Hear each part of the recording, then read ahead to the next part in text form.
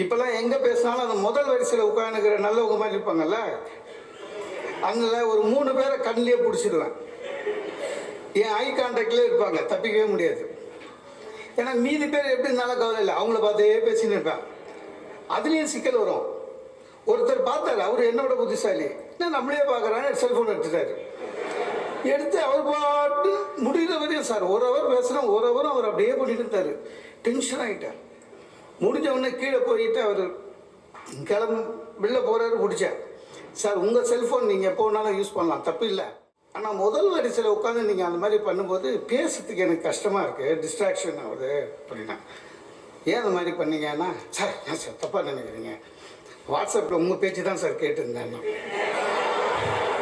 நான் தான் நேராக நின்று பேசினுக்கிறேன். அதை விட என்னென்னா, ஆனால் இதில் நல்லா பேசுனீங்க சார். நம்ம ரசிகர்களை குறைய சொல்ல முடியாது சார். ஒவ்வொருத்தரும் ஒவ்வொரு உலகத்தில் இருப்பாங்க. இறங்கினோன்னு ஒருத்தர் என்ன கேட்டார் ஒரு மீட்டிங்கில், ஒரு பட்டிமன்றத்தில், உங்கள் அப்பாவும் பட்டிமன்றம் பேசுவாரா அப்படின்னா. அது எதை கேட்கணுமே, நாங்கள் என்ன சித்த வைத்தியசாலையாக நடத்துகிறோம். தகப்பனார், பாட்டனார், முப்பாட்டனார் எல்லா படமாக வச்சு பக்தியாக பேசி ரொம்ப நாள் ஆச்சுன்னு ஒரு கோயிலில் பேசினேன் சார். திருவாசகம் படிச்சுட்டு போனேன். அங்கே போய் ஏமாற்ற முடியாது. அதுலேயும் 7 நாள் திருவாசகம் நான் ப்ரிப்பேர் பண்ணிட்டு போனேன். என் ஃபஸ்ட் அட்டம்ப்ட்டு திருவாசகம் சொல்கிறது. லஸ்ஸில் சிவன் கோயில் போனேன். முதல் நாள் 30 பேர் தான் வந்திருந்தாங்க. மொத்தமே 30 பேர் தான், 100 சேர் போட்டுருந்தான். திருவாசகம் சொல்ல ஆரம்பித்த 10வது நிமிஷம் ஒரு லேடி பாட்டிமா, ஒரு 70 இருக்கும் வயசு, நேராக முதல் வரிசையில் உட்காந்து, சரி உள்ளூர்காரங்க போல இருக்குன்னு பேசினேன்.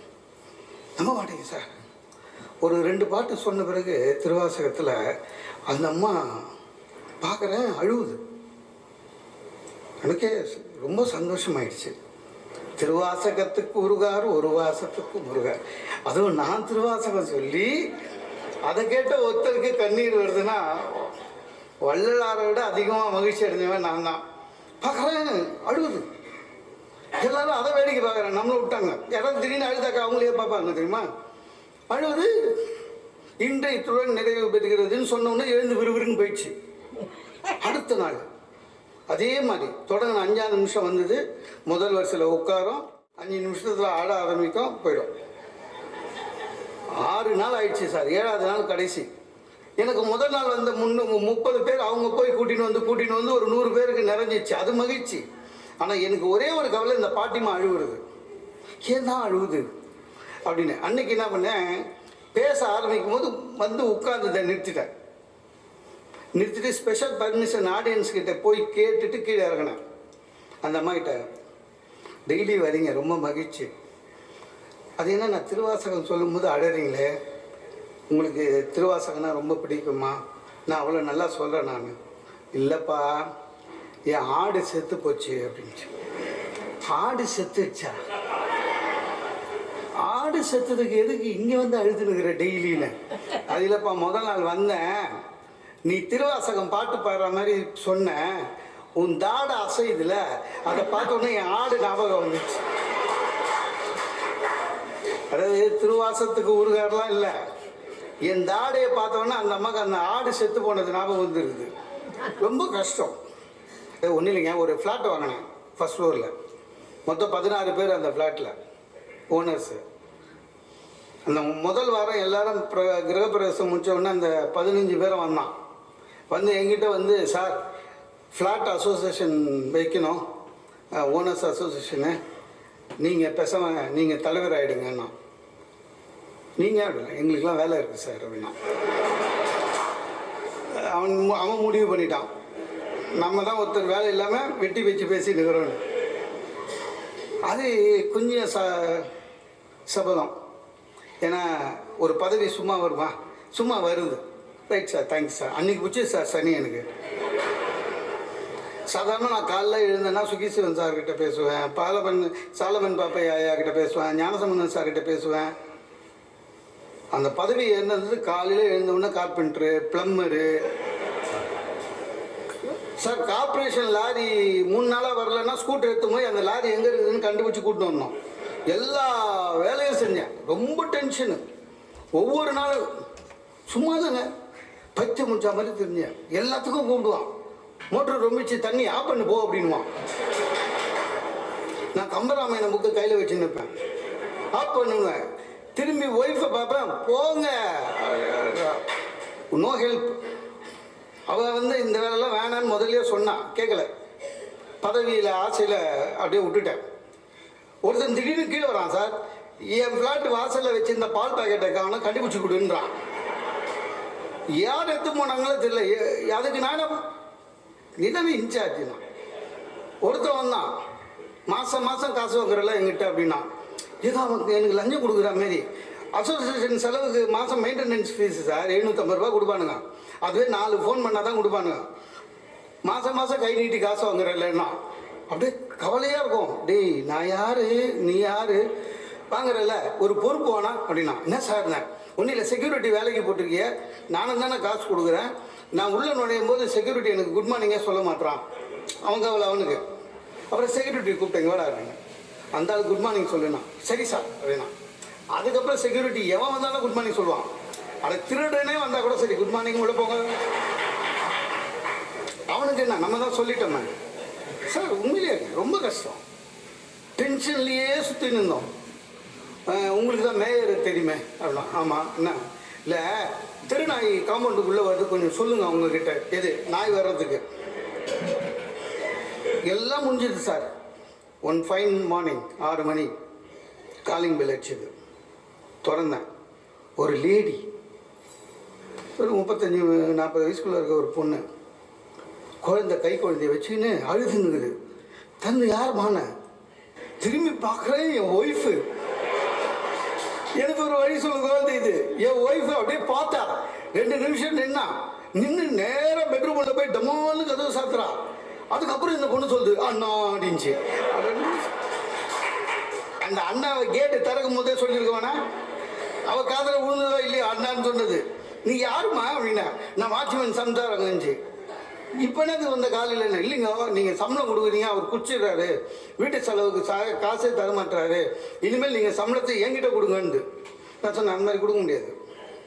யார் வேலை செய்கிறாங்களோ அவங்ககிட்ட தான் சம்பளம் கொடுப்போம். ஒன்று செய், 1ஆம் தேதி அவனுக்கு சம்பளம் கொடுப்பேன். சாயங்காலம் 5 மணிக்கு. நீ 5 மணிக்கு வந்துடு. உன் எதிர்க்கே காசை கொடுக்குறேன், அச்சு பிடிக்கிட்டு. சரியா போ அப்படின்னா. போயிடுச்சு. அப்பா, ஒரு தலைவலி முடிஞ்சதுன்னு திரும்பினா ஒய்ஃபு கதவு தந்து வரா. ஒரு கையில் சூட் கேஸு, ஒரு கையில் பையன். எனக்கு ஒரு வழி சொல்லுங்க நான். அதுக்கப்புறம் விட்டேன். அன்னியோட அந்த பதவி ராஜினாமா பண்ணிட்டேன். ஏன்னா சார், புத்தர்கிட்ட ஒருத்தர் கேட்டாருங்க, மகான் உங்ககிட்ட ஒரு சின்ன கேள்வி, இந்த உலகத்தில் நல்லவர்கள் யார், கெட்டவர்கள் யார்? புத்தர் அற்புதமாக சொன்னார், மற்றவர்கள் துன்பத்தை போக்க முயற்சி செய்பவர்கள் எல்லோரும் நல்லவர்கள். மற்றவர்கள் துன்பத்தை போக்க முயற்சி செய்கிற எல்லோரும் நல்லவர்கள். மற்றவருக்கு துன்பம் தரலாம் என்று நினைக்கிற எல்லோரும் கெட்டவர்கள். அவ்வளோதான், 2 வழிதான். இப்போ நாடு என்ன மாதிரி ஆயிடுச்சுன்னா, வாங்க சாப்பிடலாம், வாங்க தூங்கலாம், வாங்க படிக்கலாம், இப்படிலாம் சொல்லி சொல்லி இப்போ எந்த லெவலுக்கு வந்திருக்கோம், வாங்க சிரிக்கலாம். அப்படின்னா என்ன அர்த்தம்? எதுக்கு கூப்பிடுவோம் சார்? நான் பேசுறது பின்னால் கேட்குதா? இல்லை, அந்த ஏரியா சைலண்ட்டாக இருக்குது. இந்த காலேஜிலலாம் பேசும்போது இந்த பின்னால் பசங்க நம்ம பேசின்னு இருப்போம், அவங்க தனியாக பேசின்னு இருப்பானுங்க. நான் டக்குன்னு வாய் தவறி கேட்டேன், நான் பேசுறது பின்னால் கேட்கலையான்னு. ஒரு பொண்ணு என்ன சொல்லிச்சுங்க, கேட்கல ஆனால் நல்லா இருக்கு பேச மீதி அப்படின்னு. முன்னால் இருக்கிற ஒரு பையன் சொல்கிறான், நான் அப்போவே சொல்ல பின்னால் போய் உட்காரலான்னு. சினிமா பார்ப்பேன். எனக்கு இந்த மேஜிக் ஷோ அது பிடிக்காது, சர்க்கஸ் பிடிக்காது. ஏன்னா மேஜிக் ஷோ வந்து என்ன ஆச்சு, 2 விஷயம். ஒன்று நம்ம படிச்சிருக்கோமா, ஆஃபீஸில் இத்தனை வருஷமாக வேலை செய்கிறோமா, இந்த மூளை கெட்டு குட்டி சவர் ஆயிடுச்சு. பட்டிமன்றம் வேறு பேசுகிறோமா? அதனால் ஒரு ஆள் பேசும்பொழுதே அவன் எதுக்காக பேசுகிறான் அப்படி நம்மளும் கன்னிங் ஆகிட்டோம். ஆக்சுவலாக அதான் உண்மை, நம்மளும் கன்னிங் ஆகிட்டோம். அதனால் ஒருத்தன் பேசும்போது சார் யாராவது குட் மார்னிங் சொன்னாலே நம்ம சந்தேகப்படுறோம், கணங்கணம் எட்டுவானோ அப்படின்னு. அதனால் நம்மளால் இல்லை அதை ரசிக்க முடியல. ஸோ அதுவும் இல்லாமல் டிக்கெட் விலை ஜாஸ்தி சார். சினிமாவில் மேக்ஸிமம் 120 ரூபா தான் இது வரையும். அது முதல் ரோவில் உட்காந்து வந்து 1000 ரூபா டிக்கெட்டு, 500 ரூபா டிக்கெட்டு, 750 ரூபா டிக்கெட்டு, அந்த மாதிரி டிக்கெட்டு. நானும் என் ஒய்ஃபும் போகிறோம். நமக்கு அவன் என்ன பண்ணான் சார், ஒரு டேபிளில் அந்த தலை கேப் எடுத்து வைக்கிறானா, வச்சுட்டு அப்படின்ட்டு எடுக்கிறான். கிட்டா முயல் நிற்கிது. என் ஒய்ஃபு எது எப்படிங்க முயல் வந்தது அப்படின்றா. அவனுக்கு அது ஆச்சரியம். ஏன்னா எந்த கண்ணிங்கும் இல்லை, மூளை சுத்தமாக வச்சுருக்கு. நமக்கு அவன் தொப்பி வச்சு எடுத்து முயல் வந்தவொடனே யோசிக்க கை கூட்டு தட்ட மாட்டான் சார். இவன் தொப்பி உள்ளே முயலை வச்சுருந்தானா, இல்லை டேபிளுக்கு கீழே முயல் வச்சுருந்ததை நம்ம கவனிக்கலையா, இல்லை டேபிளில் சுவிட்சு வச்சுருக்கானா, இப்படி தான் யோசிக்கிறோம். சரி, இப்படி யோசிக்கிறோம். சர்க்கஸ் இது ரசிக்க முடியாது, மேஜிக் ஷோ. என் ஒய்ஃப் வரும்போது கூட வண்டியில் கேட்குறான் அந்த முயல் எப்படிங்க வந்ததுன்னு. ஆச்சரியமா. ஏன்னா அவங்க தேவையில்லாமல் மூளை யூஸ் பண்ணுறது கிடையாது, எந்த பிரச்சனையும் கிடையாது. நான் சொன்னேன் அவர் இன்விடேஷன் வச்சாரு அதனால் வந்தது நீ கம்யூனிட்டி அப்படின்னா. அதே மாதிரி இந்த சர்க்கஸு முன்னையாவது விலங்குகளை நிறைய வச்சுருந்தாங்க. இப்போ கவர்மெண்ட் சொல்லி அதுவும் இல்லை, சும்மா மோட்டர் பைக்கில் சுற்றுறது அது மட்டும்தான். அதனால் சினிமா பார்த்தா அதுலேயே வந்துடுது. அது இல்லாமல் சர்க்கஸ் நடக்கிற இடம் அங்கே பார்த்தீங்கன்னா கொசு இவ்வளோ பெருசு இருக்கும் சார். அங்கேயும் டிக்கெட் விலை ஜாஸ்தி. அன்றைக்கி சர்க்கஸ் போய் நானும் என் ஒய்ஃபும் வந்து பார்க்குறோம். அதில் ஒரு ஷோ என்னென்னா, ஒரு பெரிய ரவுண்டாக மரப்பலகை சார் சுற்றுது. அதில் ஒரு ஆள் இப்படி வச்சு கட்டிட்டாங்க. பலகை சுற்றுது, ஆளும் சுற்றுது. நம்ம மேடம் உட்காந்துக்கிற இடத்துலேருந்து ஒரு லேடி கண்ணு கட்டி கத்தி எடுத்து அந்த பலகையில் அடிக்குது. பழின்னு அந்த ஆள் மேலே விழவே இல்லை, 10 கத்தி. அதான் நான் கை தட்டிட்டு நான் சும்மா இருக்கணும்.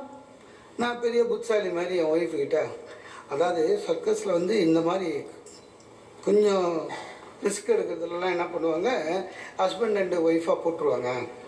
Because they will take care each other, understanding இருக்கும். அதனால் என் ஒய்ஃப் சார் எதிர்பார்க்கவே இல்லை. அவன் சொன்னான் கண்டிப்பாக அவங்க ஹஸ்பண்ட் அண்ட் ஒய்ஃப் இல்லை அப்படின்னு. நான் சொன்னேன் உனக்கு தெரியுமா எனக்கு தெரியுமா. எனக்கு ஈகோ ஆயிடுச்சு. ஏன்னா நம்ம எவ்வளோ படிச்சிருக்கோ, ஈகோ உனக்கு தெரியுமா எனக்கு தெரியுமா. சர்க்கஸ்லாம் அப்படி தான். கண்டிப்பாக அது ஒய்ஃப் இல்லைங்க அப்படின்னா. ஏன் அப்படி சொல்கிறேன்னு, ஒய்ஃபை மட்டும் இருந்தது 4 கொத்தி நேரம் இறங்கியிருக்கோம் அப்படின்னா. அந்த சொன்ன டோன் சார் நான் பயந்துட்டேன். நல்ல காலம் நம்ம எங்கேயும் சர்க்கஸில் வேலை செய்யல. எதுவாக இருந்தாலும் பாசிட்டிவாக எடுங்க. இதெல்லாம் நடக்கும். பெண்களுக்கு மரியாதை இருக்கும், நம்ம வீட்டு பெண்களுக்கு நம்ம மரியாதை தரோம். அதே மாதிரி வெளியில் பெண்களுக்கு மரியாதை அதிகம். துணிக்கடைலாம் பார்த்தீங்கன்னு வச்சுங்களேன், எல்லா துணிக்கடையிலும் அப்படிதான் சார். 8 மாடி கட்டுறான் சார். கரெக்டாக பார்த்தீங்கன்னா கிரவுண்ட் ஃப்ளோரில் லேடிஸுக்கு எல்லாருக்கும் கிரவுண்ட் ஃப்ளோர்லேயே பட்டு போடுவேன். Second, third. ஜென்ஸுக்கு எங்கே இருக்குதுன்னு கேளுங்களேன், 8வது மாடின்றான். ஏன்னா அவனுக்கே தெரியுது இவனுக்கு போய் வாங்க போகிறதில்ல. அன்றைக்கி 8வது மாடி வரையும் போகிற பயமாக இருக்குது. ஆளே கிடையாது யாரும். நான் போகிறத பார்த்துட்டு ஒரு ஆள் கூட நான் எதை வாங்க போறியா அப்படின்னா, இல்லை பார்க்க வந்திருக்கேன் நான் இறங்கி போக்கிடுவேன்ட்டான். இந்த நகை கடைக்கு போனால் நம்மளை 10 பைசாவுக்கு மரியாதை கொடுக்க மாட்டான். பார்த்துக்கிறீங்களா? 10,000 மேடம் சொல்கிறான் சார். அவங்கள கூட கூட்டி போடுறான் ஒய்ஃபை, மேடம் உட்காருங்க மேடம், ஸ்டூல் போடுறானுங்க. நமக்கு நம்ம பின்னால் நிற்கிறோம். இது எடுத்துக்கும் மேடம், அதை எடுத்துக்கும் மேடம், 10 மேடம் சொல்கிறான். கூல்ட்ரிங்க்ஸ் எடுத்துகிட்டு கொடுக்குறான். நமக்கு என்ன வேணும்னு கூட கேட்குறது இல்லை. எனக்கா இத்தனை மேடம் போறிய துட்டு நான் கொடுக்க போகிறேன்டா. அது கூல்ட்ரிங்க்ஸை பார்த்து குடிச்சிட்டு வேணுமா அப்படின்னு, வேணாம் நீயே குடி.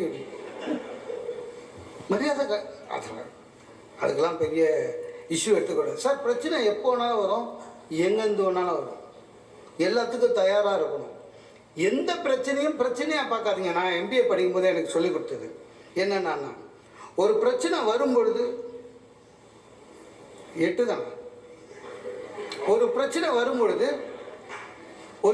வரும்பொழுது நீங்கள் அந்த பிரச்சனையில் மாட்டி இருந்தால் கூட அப்படி நினைக்கக்கூடாது. நீங்கள் பிரச்சனையிலேருந்து வெளியில் வந்துடணும். அது இன்னொருக்கு ஏற்பட்ட பிரச்சனையாக நினச்சி யோசிச்சிங்கன்னா உங்களுக்கு வந்து சால்வ் ஈஸியாக பண்ணலாம். நம்ம அந்த பிரச்சனைக்குள்ளேயே இருந்து யோசிக்கிறதுனால தான் நம்மளுக்கு பிரச்சனை வரும். நீங்கள் வெளியில் வாங்க. நிறைய பேர் பார்த்துருக்கீங்களா, ஒரே விஷயந்தான் ஃப்ரெண்டுக்கு நடந்ததுன்னு சொன்னால் நம்ம பக்காவாக ஐடியா சொல்லுவோம் சார். உண்மையிலேயே நமக்கே அது நடந்ததுன்னா திணறி போவோம். ஏன்னா பிரச்சனை நம்மளுதுன்னு நம்மளே நினச்சிட்டு இருக்கோம். அதுதான் பிரச்சனை. எதுவாக இருந்தாலும் சரி சார். ஒன்றும் இல்லை, கஷ்டம் வந்து சில வாட்டி காலிங் பில் அடிச்சுட்டு வரும். பிரச்சனை வந்து காலிங் பில் அடிக்கும். எனக்கு அடிச்சது ஒரு நாள் இந்த மேலே ஒரு ஃப்ளாட்டில் ஒரு ஆள் வந்தான். நம்ம தான் தெரியும்ல, சென்னையிலலாம் இந்த எந்த ஃப்ளாட்டில் யாருக்கானே தெரியாது. எவன் புதுசாக வரானும் தெரியாது, எவன் பெருசாகணும் தெரியாது. அந்த நம்ம ஃப்ளோரில் எதிர்க்க இருக்கிறவனை மட்டும் கொஞ்சம் தெரியும். ஏன்னா நம்ம கதவு திறக்கும் போது அவன் வெளில வருவான், அவ்வளோதான். மீதி அந்த ஃப்ளோரில் இருக்கிறவன் தெரியாது. எனக்கு என்னென்னா ரொம்ப வருத்தம், அதே சில பேர் குவாலிஃபிகேஷனாக சொல்கிறான் சார். நான் சார் யாருக்கிட்டேயும் பேச மாட்டேன் சார். இப்படி சொல்கிறான். யாருக்கிட்டேயும் சட்டுன்னு பேசிட மாட்டேன் சார். என் பக்கத்து வீட்டில் ஒருத்தர் இருக்கார், பக்கத்து ஃப்ளாட்டில் 10 வருஷமாக இருக்கான். இதுவரையும் யாருன்னு எனக்கு தெரியாது சார். நான் ரொம்ப ரிசர்வ் டைப் சார்ன்றான். அதாவது ஒரு மனுஷன் பக்கத்து மனுஷன் யாருன்னே தெரியாமல் இருக்கிறது அவன் குவாலிஃபிகேஷனாக மாற்றுறான். நான் ரொம்ப ரிசர்வ் டைப் சார், நான் சிரித்து பார்த்துருக்கியா சார் நீ அப்படின்றான். ஆனால் வெட்டி வெயிலில் போட நீ எதுக்கிட்டா பிறந்த? நிறைய பேர் இருக்கான். என் வீட்டில் ஒருத்தர் மேலே வந்திருக்கான் போல இருக்கு. 2-3 நாள் ஆயிடுச்சு போல இருக்கு. அன்றைக்கி காலையில் 6 மணிக்கு காலிங் பெல் அடித்தான். இறங்கினான். யாரான்னு பார்த்தா தெரியாத மூஞ்சி. சொல்லுங்கண்ணே, நான் ஃபஸ்ட் ஃப்ளோருக்கு வந்திருக்கேன், நான் இன்ட்ரடியூஸ் பண்ணிக்கணும். இன்ட்ரடியூஸ் பண்ணி உடனே என்ன பண்ணால், சார் வந்து 2 நாள் தான் அது, இன்னும் வீடு செட்டில் பண்ணின்னு இருக்கோம். ரைட்டுங்க, ஒரு சின்ன ஹெல்ப் சார். என்ன? ஒன்றும் இல்லை, நானும் ஒய்ஃபும் வெளியே போகிறோம், எங்கள் அம்மாவை கொஞ்சம் பார்த்துக்க முடியுமா அப்படின்னா. நான் உடனே சிரித்தேன். என் ஒய்ஃபை பார்த்து சிரித்தேன். ஏன்னா நான் வீட்டில் அவங்கள அப்படி தான் கூப்பிடுவேன். சரிங்க போயிட்டான். போயிட்டு ஒரு 10 நிமிஷம் கழிச்சு காலையில் மேலே ஆச்சு. பார்த்தா இத்தனை பெரிய நாய் இட்டுன்னு வந்துருக்கான் சார். நான் கதவு தரனா டக்குன்னு என்ன பண்ணிட்டேன், வாய் தவறி வந்துடுச்சு. அம்மன்றது உங்கள் வீட்டில் நாய் ஆரம்பிச்சார். கூத்துட்டு போயிட்டான். நான் அந்த சென்னது ஒய்ஃபுக்கு டென்ஷன் ஆகிடுச்சு. அவன் என்ன சொன்னான், சாதுவாக இருக்கும்னு நினச்சா அவ்வளோ கலாட்டான் அந்த நாய். அன்றைக்கி ஃபுல்லாக எனக்கு வேலை போச்சு. அது நாயை பார்த்துக்கிற வேலை. என் ஒய்ஃபு பையனை கடிச்சிட போது கட்டி வைங்கன்றா. அதை எங்கே கட்டுறது? கிட்ட போனால் பல்லு தூக்குது சார். ஒரு ஞாயிற்றுக்கிழமை வேஸ்ட் ஆயிடுச்சுங்க. கிட்ட போனால் பல்ல தூக்குது. இவ்வளோ படிச்சிருக்கிறீங்களே, ஒரு நாயை பிடிக்க தெரியாதான்றா. நான் என்ன நாய் பிடிக்கவா படிச்சிருக்கோம்? இல்லை நம்ம சிலபஸில் அது இருக்குதா? கட்சியில் என்ன பண்ண, அந்த நாயை விட்டுட்டு என் பையனை கட்டி விட்டேன். என்னால் முடிஞ்சது அவ்வளோதான். ஏன்னா நாய் பையன் இல்லைன்னா பையன் போய் நாயை போட்டு கஷ்டப்படுவான். அந்த மாதிரி நடக்கும், ஒன்றும் பண்ண முடியாது சார். எல்லாமே நமக்கு வருகிற எந்த பிரச்சனையாக இருந்தாலும் சரி, சில வாட்டி அது மாதிரி தான் நடக்கும். ஆஃபீஸ்லலாம் இன்னும் போகிறவங்களுக்கு தான் தெரியும் எவ்வளோ பிரச்சனைன்னு. எவ்வளோ பிரச்சனை பார்க்குறோம் ஆஃபீஸில். ஒரு காலத்தில் நான் தான் வேலை முன்னாலாம் சேரும் போது சார், எக்ஸிக்யூட்டிவ்க்குன்னு தனியாக அட்டண்டன்ஸ் இருக்கும் சார், ஸ்டாஃபுக்கு தனியாக அட்டண்டன்ஸ் இருக்கும், ஒர்க்கர்ஸுக்கு தனியாக அட்டண்டன்ஸ் இருக்கும். போனோம்னா எக்ஸிக்யூட்டிவ் ஒரு மரியாதை மாறிப்போச்சு. மாறி போய் என்ன ஆயிடுச்சு பிரச்சனை, எல்லாருக்கும் ஒரே இதுதான், பஞ்சிங் மிஷின் இல்லை. அது இன்னும் மோசம். எனக்கு இதுவரையும் பஞ்சிங் மிஷின் எனக்கு ராசியே கிடையாது. ஏன்னா நம்ம முதல்ல வச்சு ரிஜிஸ்டர் பண்ணுறோம்ல, அதே விரல் வராது எனக்கு. அவனுக்கு தெரியாது, மிஷினுக்கு தெரியுமா சார், நம்ம சமயத்தில் கறிக்காய் வெட்டி தரோம், ஒரு லேசாக ஒரு கீரை விழுது, இல்லை நம்ம வந்து 2 வீலர் ஓட்டுறோம், மழையில் நனைஞ்சி நீங்கள் ட்ரைவ் பண்ணிங்கன்னா விரல் எல்லாம் புசு புசுன்னு ஆகிடும். நான் வைக்கிறேன், ட்ரை அகைன்னு. பின்னால் ஒரு ஒர்க்கர் சொல்கிறான், சார் லீவ் போட்டு விரலை காய வச்சுட்டுமா சார், நான் ட்ரை அகைன்னு. ரொம்ப மோசம். இதெல்லாம் நம்ம வந்து ஒத்துக்கிட்டோம், வேறு வழியில். நம்ம வேலை செய்கிறோமா இல்லையான்னு பார்க்கறதுக்கு நமக்கே சிசிடிவி வச்சுருக்கான் பாருங்க ஆஃபீஸில். நம்ம அதை ஒத்துக்கிட்டோம். என்ன பிரச்சனைனா, சிசிடிவி அந்த இது இருக்குல்ல, கரெக்டாக நம்ம மூஞ்சி இதுக்கு தான் இருக்கும். நம்ம தான் தெரிஞ்சிடும், நம்ம தான் ஃபஸ்ட்டு தெரியும். என் செக்ஷன் ஒரு 10 லேடிஸு, அவங்க டீ குடிக்கணும்னா 10 ஒன்றா தான் கிளம்பும். அன்றைக்கி போனால் டக்குன்னு வரமாட்டாங்க, ஒரு 20-30 நிமிஷம் ஆகும். அன்றைக்கி போச்சுங்க 30 நிமிஷம் ஆச்சு காணும். எம்டி அந்த பக்கம் வந்தார். வேர் இஸ் தேர் என்றார். அப்பா போட்டு கொடுத்துடலான்னு சொல்லிட்டு, sir all ladies gone for tea sir, actually 30 minutes என்ன திட்டுவான்னு நினச்சேன். லேடிஸ் ஆல்வேஸ் லேடிஸ் அப்படின்ட்டு போயிட்டேன். போட்டு கொடுத்தது வேஸ்ட்டு. லேடிஸ் ஆல்வேஸ் லேடிஸ்ண்ணா அது தெரியாது எனக்கு. நான் 2 நிமிஷம் சீட்டில் இல்லைன்னா காலி மேல் வச்சு கூப்பிடுவார். ஏயா உட்காரவே மாட்டியா சீட்டில் இல்லை. ஒரு காலத்தில் சம்பளம் கையில் கொடுத்துருந்தாங்க சார். நீங்கள் 1000 சொல்லுங்கள் சார், அந்த கையில் சம்பளம் வாங்கி என்றோம் அந்த மகிழ்ச்சி போயிடுச்சு சார். அது ஒரு மகிழ்ச்சி ஆக்சுவலாக அது போயிடுச்சு. என்றோம் சம்பளத்தை வாங்கின உடனே நேராக கேண்டீன் பக்கமாக போய் மொத்த சம்பளத்தில் நம்ம வீட்டுக்கு ஒரு சம்பளம் சொல்லியிருப்போம்ல, அந்த சம்பளத்தை தனியாக எடுத்து வச்சுட்டு நம்ம ஒரு சம்பளத்தை தனியாக எடுத்து வச்சுட்டு அதில் நான் 1ஆம் தேதினா சம்பளம்னா 31ஆம் தேதியே எங்கள் கேஷியர் கிட்ட சொல்லுவேன், ஓய் புது நோட்டு அப்படின்னா அந்த புது நோட்டு தான் வாங்குவேன். அவன் எடுத்து வச்சு எனக்கு கொடுப்பாப்பில். இது நம்ம சம்பளம் தனி, வீட்டுக்கு சொன்ன சம்பளம் தனி. அது வந்து அழகாக பண்ணி ஒரு ஸ்டேபிளர் அடித்து வீட்டுக்கு எடுத்து போய் இந்தம்மா படத்துக்கிட்ட வை. அது ஒரு இப்போ எல்லாம் போச்சு. இப்போ த்ரூ பேங்க் ஏதோ ஒரு குஷி மூடில் நம்ம ஏடிஎம் பின் நம்பர் வேறு சொல்லி தொலைச்சிட்டோம். முடிஞ்சு போச்சு. என்னங்க திடீர்னு சம்பளம் இவ்வளோ வருதுன்னா பார்த்துட்டா போலக்குது.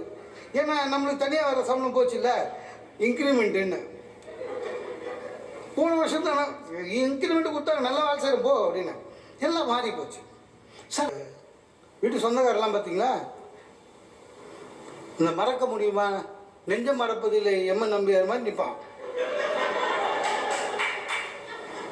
ஒரு வீட்டுக்கு போனேன் நானும் என் ஒய்ஃபும், குழந்தையோட கை குழந்தாப்பா பையன். அப்புறம் என்ன படிச்சிருக்க? தான் வாங்க கூட இல்லை, என்ன படிச்சிருக்கேன்னு கேட்குறாங்க. ஏன்னா வீடு குத்துன வரத்துக்கு என்னடா படிப்பாங்க? நீட் எக்ஸாம் எழுதுவான். சொன்னேன் எங்கே வேலை செய்கிற? ஹாஸ்பிட்டலில். என்னமா இருக்க? டிஜிஎம். சம்பளம் எவ்வளோ? மறுபடியும் பிரச்சனை. இப்போது ஒய்ஃபு கிட்ட சொன்ன சம்பளத்தை அவங்ககிட்ட சொன்னால் அவங்க ஒத்துக்க மாட்டான். உண்மையான சம்பளத்தை அவங்ககிட்ட சொன்னால் இங்கே மாட்டிக்கும்.